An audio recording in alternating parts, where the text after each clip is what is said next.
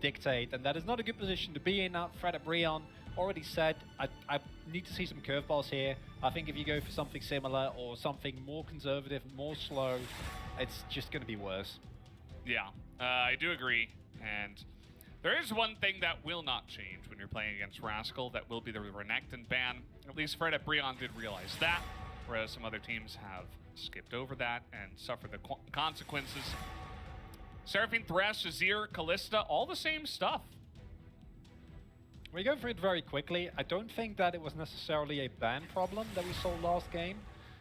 It was more about how the draft shaped up and the team compositions that we ended up with, and specifically that top lane, right? Because I think we can safely say that Rascal, if given a advantageous matchup, it's just not going to be good for Fredit Brion. The problem for them is on blue side, is that in a normal situation, you just pick a good blind pick, right? And then you just kind of let Gen.G run away with a counter pick here. But you can get away with that if the gap between the two lanes is not that big. But the problem here is, as Fredit Brion, you're drafting into a team that can just keep that R5 counter pick, right, for Rascal, and then like he's going to find a counter matchup and he's going to make you very, very, very unhappy, as this would be very much up Klid's alley.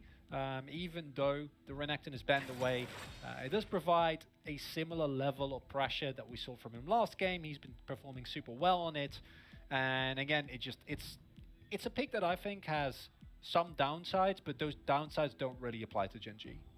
Yeah, Klid certainly does a good job of getting rid of those, as Kai'Sa thought this might have been prioritized over the Rel. It does come in here this time around. They hovered the Rel, but they decide not to go ahead and pick it. We'll see if Delight does hop onto that pick here. I would say it's pretty likely, especially as the Orianna does come in. I would like to see a Gragas here. I think that Gragas is one of those picks where Hoya actually is fairly comfortable. I think Gragas is also a super good neutralizer, much more so than something like a Gnar, where you kind of expect it to either get stuff done in lane or get pressure from there on out. So as a whole, I don't mind the Tristana pick. I think the Hand and the Light were like one of the upsides of Fredit Brion's play last time. We will have double AP for both Gen.G and Fredit Brion, which means that the Verdant Barrier are have them at the ready, guys. Like, you know they're going to be coming with better setup, I feel like, here for BDD and Rascal, even though your damage profile is fairly one-sided.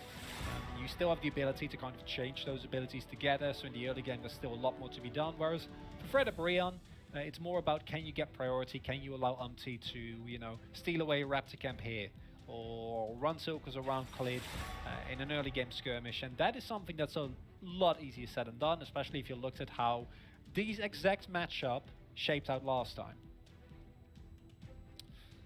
Yeah, it'll be interesting to see, as we do see a lot of supports being banned out here, the Galio included, with the Orianna picked right now for Lava. Will that Gragas ban be coming through? We saw it in Game 1, actually. Gragas Rel was the second half of bans for Gen.G. And it will be the Rel instead, so they're going to take away another support here. And then I'm wondering if, as Gen.G, you say that it's fine, you know, Hoya just picked the Gragas, we have an answer for it, we can still figure something out. Rascal, of course, is looking for a bruisery or at least AD-based top laner that has good setup for your spears. Otherwise, I feel like one of Gen.G's most consistent win conditions does get taken away, and that's why I don't like this Gragas ban. Because why did they ban their Gragas? Yeah, like, I would have very much liked for you to pick that up.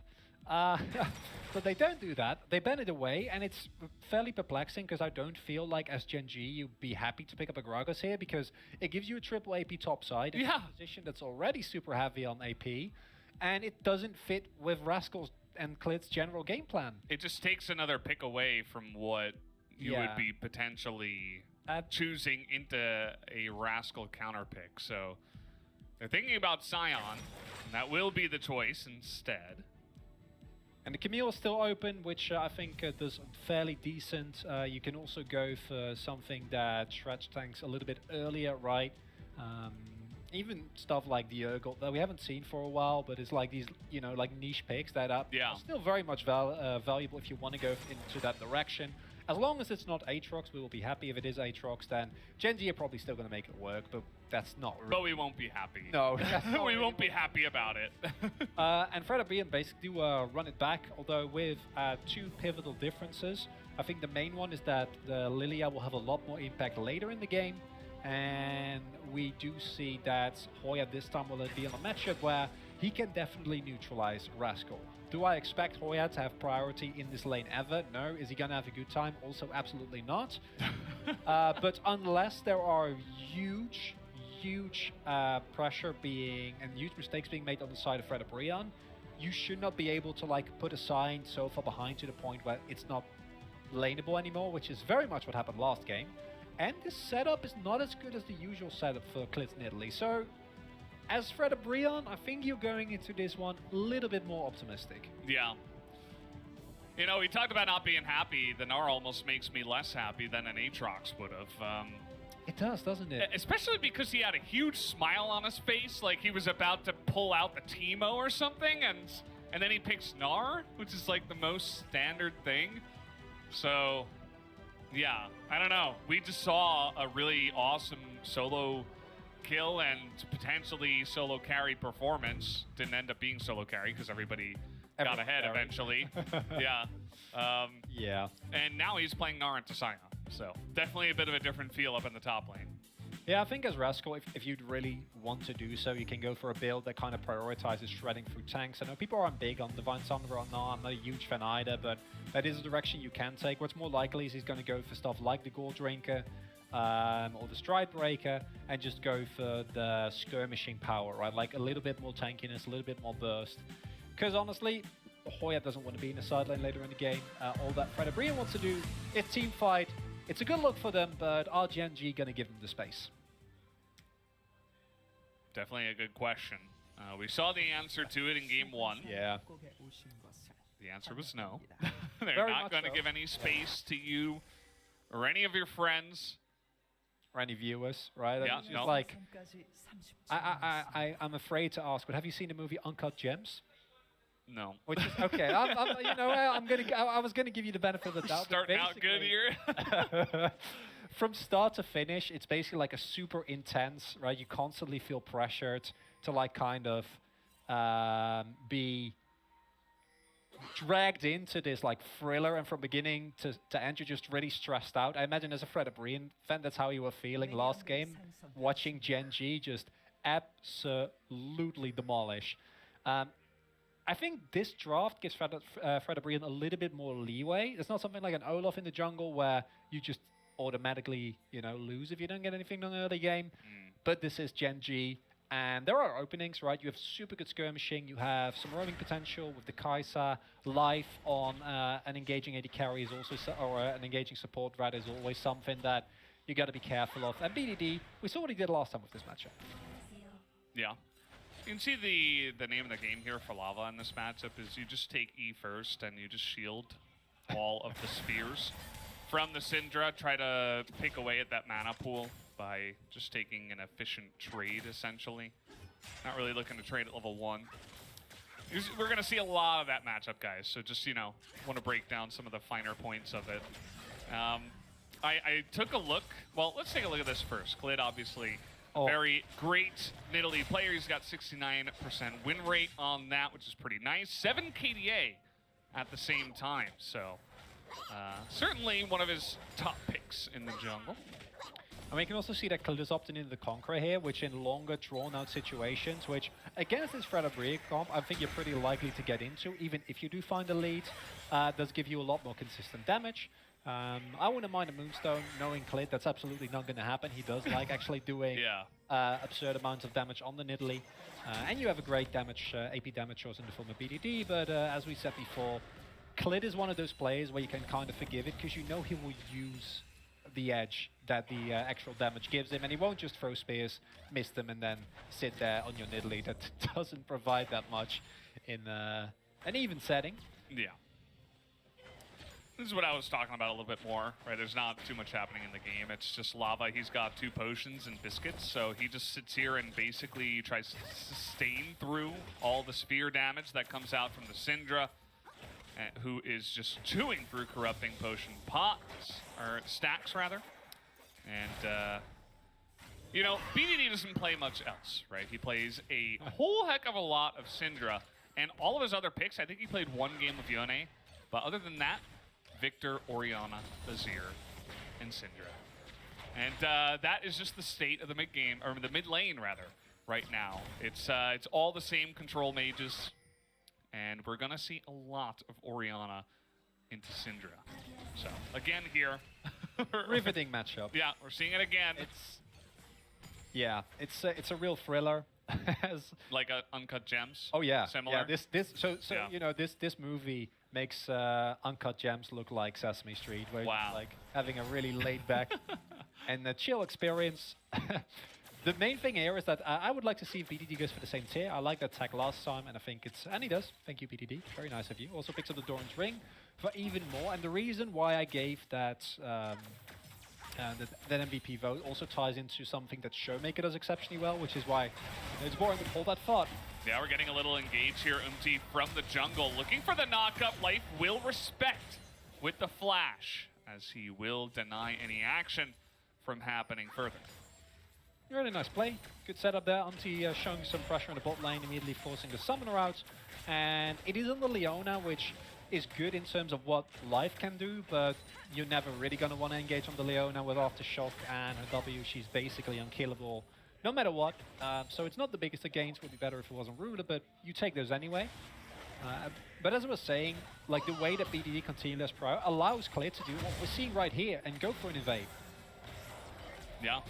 Gets away from the bowling ball. He's totally fine. Lava's taking trades here. He does get stunned in the jungle, though, by the Scion, as that's going to be first blood given over to Rascal. He just kind of laughs at him, as Empty will not be following over the wall with his own flash, and Hoya is once again forever alone.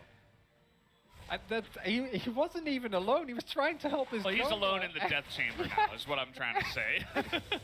It's so sad because, like, he was, like, this is like never pays attention to Hoya, right? And then Hoya sees that Umti's in trouble. And it's like, I'm going to help you, buddy. I'm going to sacrifice myself. And Umti probably paths towards the bot side of the map again because there's a dragon that needs to be taken. Ah, that one hurts. And what I think is really unfortunate here is that the damage isn't really there. And this flash from Hoya, I think at this point in time, you're already dead. The fact that Rascal can actually get on top of Hoya there, that immediately signals that you're going to get taken down no matter what. Not having the flash means that Na in a later stage of this lane can easily find like a really big play set up for his Nidalee without even having the risk of the Sign flash away. And even though I think this is a good matchup, right? Like Hoya is still finding this lane. This is not like the Aurelia versus Na. Yeah. It is the type of things like giving free gold over to Rascal is just never good. Yeah. He uses it so well. He uses it to buy a call, right? Like, he just returns to lane. He's got Merc Treads, will help him against the CC, and any magic damage that comes out from the Scion. And then also he's just getting free farm up in the top side, where a Scion just is going to be building fully tanky up there. And yeah, I mean, that's just the state of things. As you mentioned, it's not going to tilt this game as much as game number 1's current situation did, as we do have an engage down on the bottom side here, getting on top of Henna, who does take a nice little chunk. Rascal gets caught in the river, but who's caught in here with who? As the drifting will come in from the Scion, but BDD doesn't even flash. He doesn't even respect it. They're looking to turn this one around. The spear will miss, as they're trying to get on top of this one. Rascal continuing on here, gonna hop on over. He is just dancing around Bro right now. And Hoya will go down once again. The Unleashed Power nearly takes out Umti.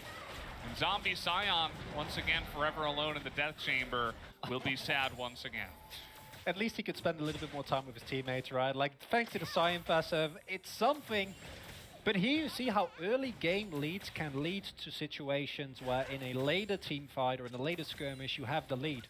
Because of that early invade, because of that kill on Hoya, Klid was level 60, whereas Umti was not. Imagine if Lilia has sleep available there. That skirmish looks completely different. Gen.G can't actually follow through that choke point, because you know the moment you go in too deep, the sleep comes down and you're in for a really big problem. Instead, Lilia's level 5, she doesn't really do that much in these situations. She doesn't have the items yet either. And as you said, Hoya, he tries to go for a play, tries to follow up with his teammates, but the damage just isn't there. Okay, trying to get on top of Ruler once again, but Life is the one that doesn't have Flash. Will they be actually able to kill this Leona is the question. The sleep comes in, waiting for some cooldowns. Do they have the damage? The answer will be yes. With the ultimate that does come out from Henna, Ruler trying to trade it back here. He does have his Flash. He's going 1v3 right now, just running them down the lane, but unfortunately is not going to overcommit here. And that's just going to be a nice little win for Fredit Brion down in the bottom side with the kill. And they do pick up the kill, but let's look at what they gave up, right? Like they forced the Flash, Umti, and the... Oh! Okay, how about 2 kills? That was worth. Let's rewrite the equation. Never mind. Now I'm going to say worth. That is super good. And this time the call does go to the Tristana. We were talking about this in the break. Earlier on, you see the Light got that kill in the last game. And Tristana is a pick where if she gets a lead, eventually she just reaches a point where every time it's you and her, she just jumps on top of you and like just stat checks you and you will never win. Yeah. And that is a situation that might actually come to fruition here if they're not careful. And yes, you pick up the Rift Heralds, yes, you will pick up a couple of plates, but the gold being on the one person on Fredit Brion that has been playing super consistently, right? We've, not to dig on Lava, but Orianna in this game is just never going to have the same impact that a long-range carry like Tristana would. Yeah. And getting 3 kills on your crit 80 carry this early in the game, well, she also has a front line. Great look. Yeah, and it starts off with, again, from the jungle, kind of taking a running jump at it is Umti, right? This is what you do with that very fast pick. They get the knockup on a Life. It takes them a while, but of course, they will commit everything. I'm more curious about that second kill and how they caught Ruler. Yeah, because Ruler forces the flash out immediately. Of course, the passive is so incredibly strong, and I think as Ruler, you can just back. Maybe he's looking for the shove of looking to thin out the wave. I don't think you're really allowed to be there. That is, yeah, that's just greeting. I was like, maybe there's more here, but it feels like he's just greeting for the wave. I think if you back there, you would be fine. Umti, oh boy. What's going on here? You don't have Flash. He does have Sleep, and it will, he doesn't even need to use it, but he's just fast enough to get away from the Gnar, and Rascal won't overcommit. And I think the Light was level 5 as he approached the wave, and he probably was like, I'm about to hit level 6, let's try to get level 6 and then engage, and see if Ruler doesn't respect it. He didn't respect it, and he gets killed pretty straight up. Yeah, but like Ruler had no ult, no health, like 70% health and no mana, right? Like even without the quickness there, I feel like it's just it's a risk you don't necessarily need to take.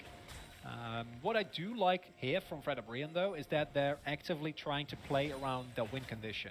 And we've already established, and I feel like we shouldn't keep going on and on about it, is that Hoya is not the win condition, right? He's an enabler. All he needs to do, which is what he's doing right now, is be a front line and make the rest of his team able to carry. This is something that we've seen Khan do, and I think, obviously, Khan and Hoya, not the same players. There's a really big difference between the two. Yeah.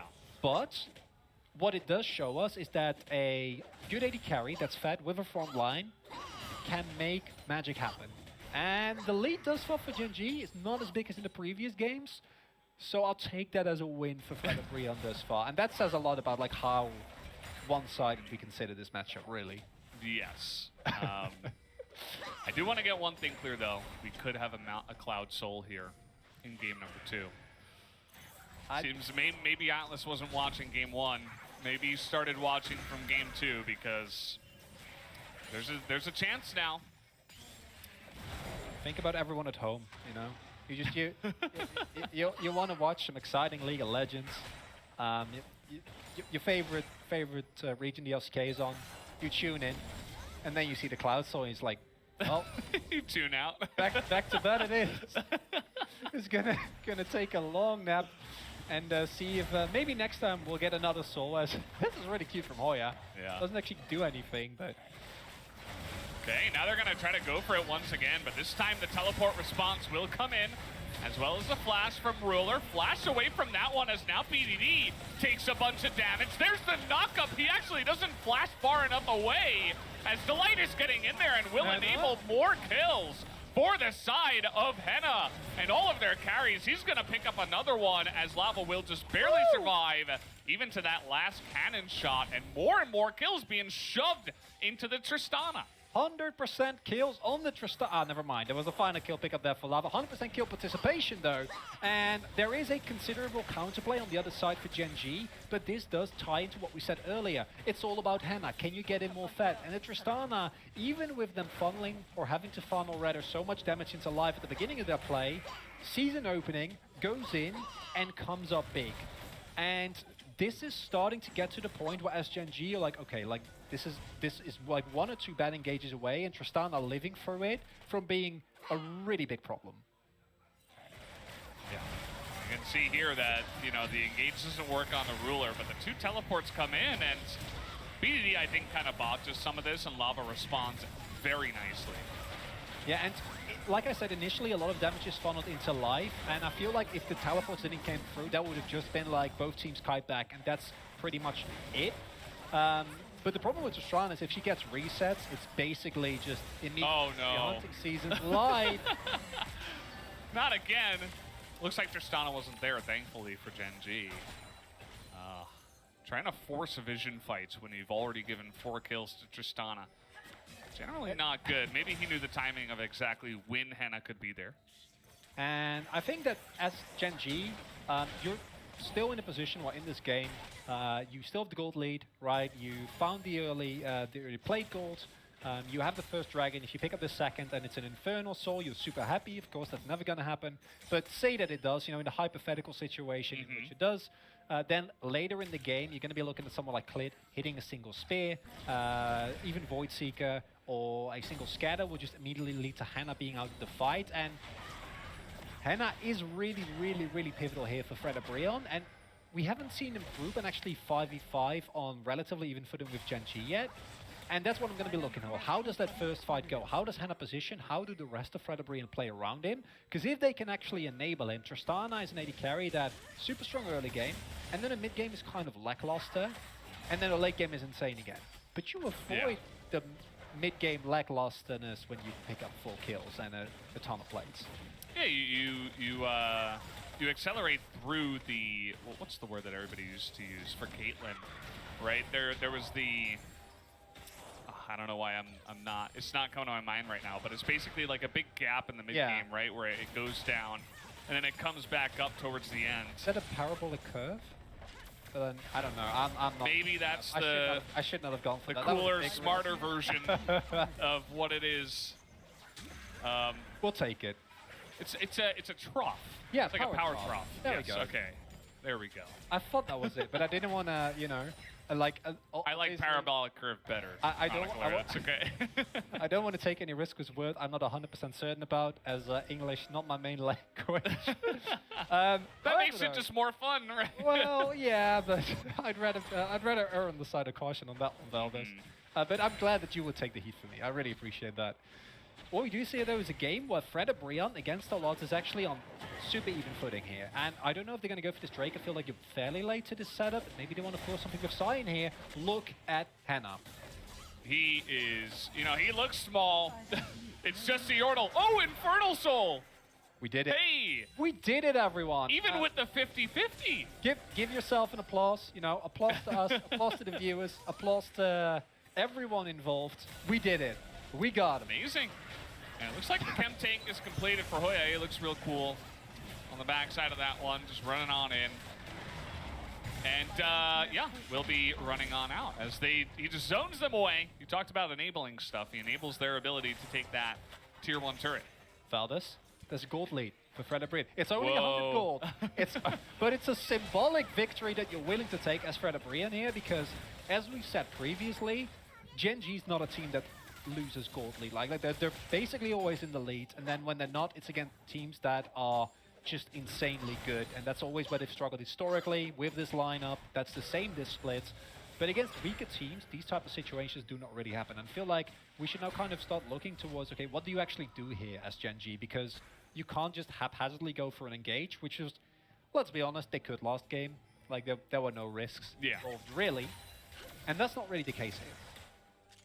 Yeah, Gen.G probably could have just ended the game at like 27 minutes instead of 31 minutes, but Yeah. they were erring on the side of caution, much like Chronicler when it comes to some of the phrases. But yeah, this is really interesting. I'm glad that finally one team is stepping up to Gen.G, one of the weaker teams at least of the LCK, and making a stand. And it comes from the bot lane, right? They were able to win up against Ruler and Life, which is what many teams are not able to do, even some of the best that we have in the LCK. What's really interesting to me about Gen.G is that, like, a team getting quarterfinal at Worlds is like, that's a big deal, right? Like, that's not an achievement that many teams can claim. And Gen.G has done it last Worlds, and still, it just never feels like they're really the team where you're like, you get super excited, like, is it going to happen this time? What are they going to make work? Yeah. And I think it's a really interesting position that they hold, where it's much easier to be excited by a team like DRX, where you have no expectations, and then they exceed them, than being Gen.G, where you're like, oh, these players are all really good individually, like, we've seen them play so well again and again and again. And then when it comes down to the playoff matches, when it comes down to the stronger teams, they just don't look the same. And it's something that, as like a team like Fredit Brion, you don't have to care about. Like, no one has any expectations of you, right? Like, if you even this is like, you're seeing it right now. Yeah. Like, just the fact that they're even with Gen.G is already a win in our book. Well, that's why their win, the 2-0 against Dalmon Keo, was so huge, because not a single person would have believed that was going to happen, especially at a 2-0. It wasn't even a 2-1. Dalmon didn't even take one game off of them. And that made it even cooler. As Gen.G, you know, they did get that second Rift Herald. They're going to throw that into the mid turret, take it down. They do reclaim the gold lead for now. And again, it's really going to just come down to the execution in these team fights, if they can even lock down the Tristana, because sometimes, you know, when you're in solo queue, the bottom lane just gets too far ahead, and you're up against like a 11-1 Kai'Sa or something, right? And it's like, okay, we can't beat this guy, right? He's just going to 1v5 our entire team. Do you 4-0 in competitive play is kind of like, we're getting close to that feeling. Is there something you want to talk about? No, definitely nothing I would love to talk about. That's okay. Not like I lost 15 games of solo queue yesterday. Haha. Nobody checked my OPGG. Oh boy, yeah. We've all been there, buddy. It's rough, you know. Sometimes it's just one of those days, and I'd like to say that I have better judgment and then at some point stop queuing, but I don't either. So I know where you're coming from.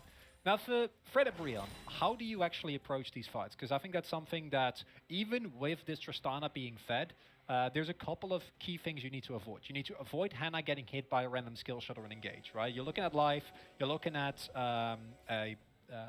maybe avoid CK if you're like a little bit far away from your team, followed by Killer Instinct, and you're looking for a Scatter the Weak. Those are the things cannot get hit by. Then you also need to be mindful of where Rascal is, because Rascal is one of the big team fighting enablers on Gen.G, and this subsequent team fight is going to showcase all those things. Can Hannah find the space? He does a front line. They do have really good engage, so in theory it's possible. But it's always been a rough one for Fredit Brion against Gen.G. Look at Hannah. He finds enemy and he jumps on enemy. Already taking a bunch of damage. Here comes Sion getting on in there, just trying to enable Hannah to do insane amounts of damage. They're going to find BDD and just take him down. The rest of Gen.G could do nothing to help him. He was just too separated down there on the south side. And now with the Infernal Drake up and ready to take, looks like Bro really want to get on this. Gen.G. Oh, they want it. Yeah, not willing to go down without a fight, but also not going to commit for the steal, really. Clid was thinking about it there towards the end, but it's not like he hopped into the pit or anything like that. Gen.G still somewhat aggressively posturing here, even down a member, but that's going to be the first Infernal Drake going the way of Bro in this massive Tristana. Are you feeling the comeback? You feeling the turnaround? Is it happening? It's a question that I think is still going to take a lot of time to be answered here, because this is now going to be like a very slow-paced game where I feel like Bro are just completely happy, just waiting. You know, like they don't need to force anything. On the other hand, Gen.G do, but their comp doesn't necessarily lean as well towards that. And here you see the problem. Rascal got completely zoned, and there's just not really a reason for you to then be this far up the river without your Gnar available there. You can't do that as Gen.G. It's really well utilized here by Hoya, who doesn't even necessarily need to hit someone, he just needs to split the fight, right? And he does that expertly, and that creates a situation in which, as Fredit Brion, you just pick up one important target, in this case BDD, nothing to be done. Because Gen.G can't fight with a deficit. They are actually the one who need to like blow someone up and then fight. Yeah. I'm glad you mentioned that Scion Ultimate, the train coming through, just kind of split the two pieces, right? And it also started off with Henna, who forcibly pushed Rascal away, right? He just jumped on the Gnar in mini Gnar form, and he's like, yeah, you're gonna go north now. Like, goodbye. You can't approach me, so even though he's 2 levels ahead, and he has a nice amount of armor, right, with the Randuin's completed and everything else, I mean, he still had to respect the Tristana. And that was pre-free item power spike, right? Henna has now hit his 100% crit, he has his Kraken Slay, he just finished his Infinity Edge, and Tristana, just by the nature of a kit, the steroid, her range is, on her passive is going to keep growing and growing and growing, so it's actually going to get harder and harder as this game progresses to actually get on top of her. It's still possible, because we have seen teams time and time again overextend into flanks, right, into teleports that come out seemingly out of nowhere. But if Fredit Brion play this one really close to the chest, if they don't overstep for no reason, I actually think that they're super favored in this position in the game, and that's not a position we'd expect them to be in. Yeah, we've seen even yesterday, I'm gonna hold that thought, we got Rascal here on close to Mega Gnar. It does look like Gen.G are considering engaging at this point in time. But as for now, it's a lot of posturing, a lot of vision denial around the Baron. It does look like there is one ward in the Baron pit for Bro, so they know, okay, you're around, we'll just respect you in the river. As thinking about getting on top of Rascal, just gonna push him away, does Delight. And not much else happening. You know, we don't have the Infernal Drake for another 2 minutes, so it's not like they're even posturing for that. And so Gen.G will just split up and begin to control the waves once again. And as Gen.G, as we've already said before, this is a completely different game from last game. In last game, you will probably have seen go for like the Flash, Solar, Flare, Zenith Blade, like deep into the enemy backline. But this game has basically been reduced to a game of can you catch Tristana. I feel like Lava, although he did go for the Void Staff second this time, so his damage will be a lot more relevant, even considering the amount of MR that was bought by Gen.G, who didn't go for the Verdant Barrier, interestingly enough, but have picked up 2 Merc Threads there. Even in that specific scenario, I feel like it's not about Lava just because of how fat Henna is. The entire game walks around, can you get on Tristana, yes or no? And that is actually kind of a tough go here, right? Like if Henna plays this well, you have so much frontline that you never need to be in a position where you can get engaged on. And then as Gen.G, I feel like you are at the risk of just slowly getting choked out of this game because you can't really walk up towards Fredit Brion unless you find like a really good angle, but yeah, you shouldn't. And Fredit Brion have so much like buttons to press to just get on top of you. Yeah, it's very true. I was talking about yesterday actually with Damwon, where it's like they get behind in a series where they shouldn't even be behind. They're the much better team, but they get into a point where it's like, oh man, are they actually going to lose a game? And it's like they just wait and wait and wait. And the second their opponent makes one mistake, they win one team fight and the game ends. And you're like, wait, how is that possible? They were behind. Like, it didn't look like they were going to win this game. And Damwon are really good at that, especially this split where, you know, it's not as locked down as Summer, which is crazy to say because they're 9-1. Like, they're still locking down the split. But yeah, it's just not as crazy dominant. We had, like, so many 20-minute games last split. But I'm curious to see if Gen.G can do the same, right? If they can actually wait and be patient and turn the game on its head in just one team fight. As it's going to come down to this Infernal Drake. It looks like it will go the way of the Nidalee. Hoya thinking about engaging. Now there's going to be a double sleep. They find 2 in the front, and a huge shockwave is going to find that front line. And look at Henna. He's doing so much damage into Rascal. Down will go the Gnar. As in comes Henna. He's thinking about getting in there. BD will keep him at arm's length for now. But Hoya still a big threat. Ruler thinking about getting in there. He wants to turn the game. And Ruler is just taking it into his own hands. Nearly able to take the entire fight by himself. But it looks like he just baited his whole team into it.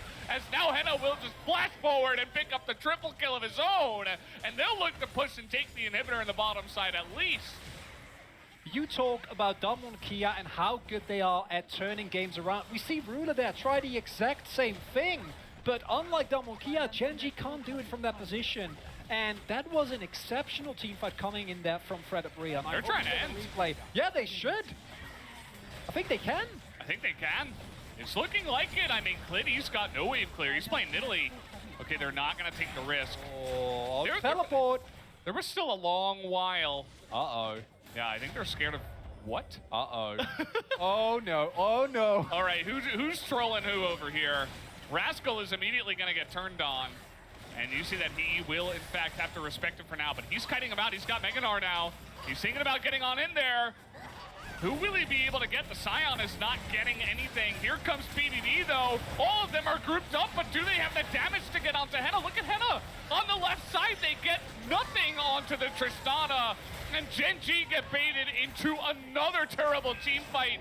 Will we have Penta back-to-back here in games? The Quadra will come in. And Ruler's on the run now. They're trying to catch up to him. No. As we get the huge zoom in, I can't actually see how close they are. Oh, they're going to get it. They might have to dive the fountain again, Valdez. Oh, might be an unofficial Penta at the end. We'll see if Ruler can actually stop them from pushing in this wave. He has wave clear, but he can't get close enough. And with the turrets down, he's going to jump on in. He's trying to take them out, but he does not have the damage. Henna will live, and Fredit Brion will take game number 2 against Gen.G. And it's a bot lane diff in this one, Valdez.